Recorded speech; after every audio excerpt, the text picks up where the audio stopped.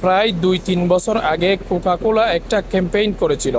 Website থেকে আপনি customise বোতল অর্ডার করতে পারবেন। নিজের নাম, বউয়ের নাম, শ্বশুরের নাম, দলের নাম, কুত্তার নাম, যা খুশি তাই দিতে পারবেন। শুধু দিতে পারবেন না ফিলিস্তিনের নাম। ইসরায়েল দিয়েও কিন্তু আবার কাস্টমাইজড বোতল অর্ডার করতে পারবেন।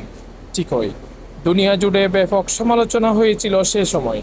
বাংলাদেশে প্রচারিত তাদের নতুন কমার্শিয়ালটা দেখলাম বেশ ইন্টারেস্টিং। তারা ফিলিস্তিনের নাম উচ্চারণ করলো, কিন্তু ইসরায়েলের নামটা এড়িয়ে গেল।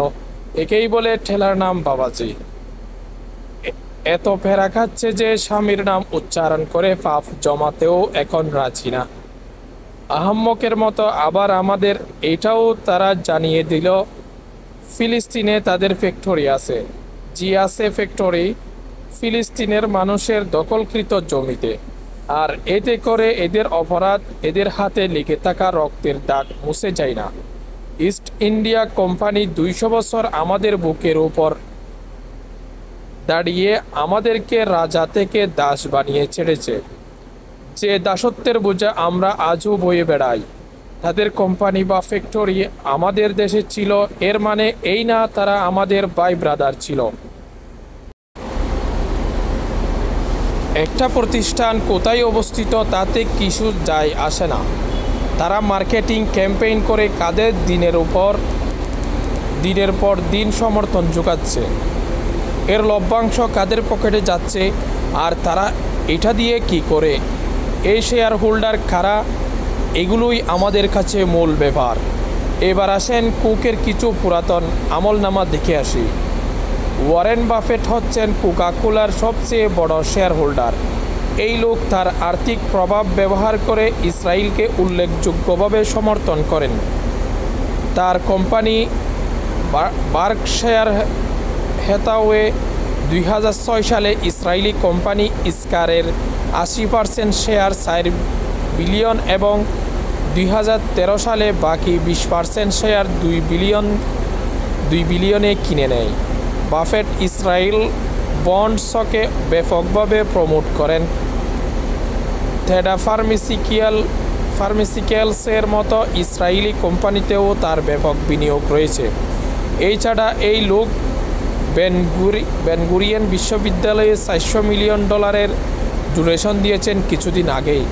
তার ভাষ্যমতে, আমি ইহুদি নই, তবে ইসরায়েল আমাকে আমেরিকার জন্মের পরের সময়ের কথা মনে করিয়ে দেয়। এখানকার মানুষের দৃঢ় সংকল্প, মোটিভেশন, বুদ্ধিমত্তা এবং উদ্বেগ অসাধারণ। আমি ইসরায়েলের অর্থনীতির প্রতি ভরসা রাখি। কোক কাদের এটা তাই বুঝতে কোকা-কোলা কোন দেশি সেটা চার্জ না দিয়ে এর সবচেয়ে বেশি শেয়ার কার এবং তার ইসরায়েল নিয়ে স্ট্যাটাস কি তাই দেখুন। ইসরায়েলের সমর্থক 1966 সাল থেকে কোকা-কোলা ইসরায়েলের দৃঢ় সমর্থন।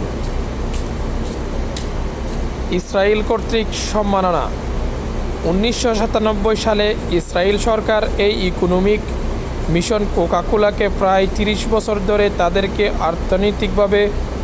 অর্থনৈতিকভাবে সমর্থনের জন্য সম্মাননা প্রদান করেন।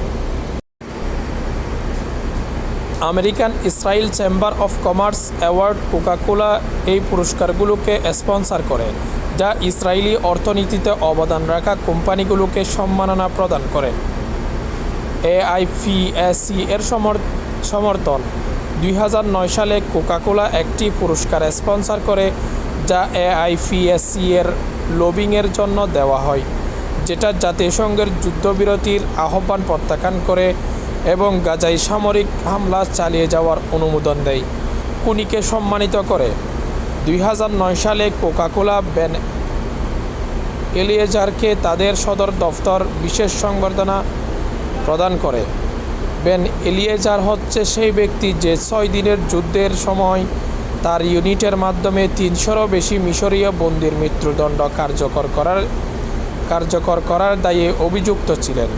কোকা-কোলার এই সংবর্ধনা সেই সময় ব্যাপক বিতর্কের সৃষ্টি করেছিল।